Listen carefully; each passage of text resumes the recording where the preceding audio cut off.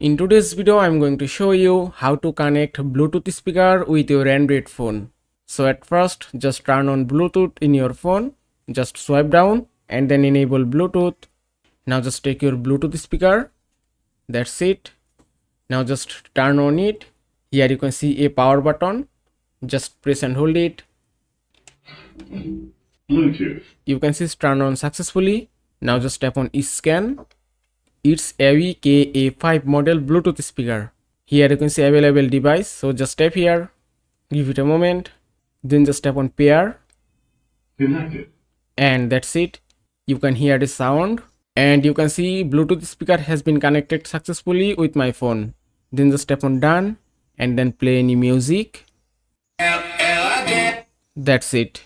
And that is how you can connect Bluetooth speaker with your Android phone. I hope this video was helpful. If it was, please give it a thumbs up and don't forget to subscribe.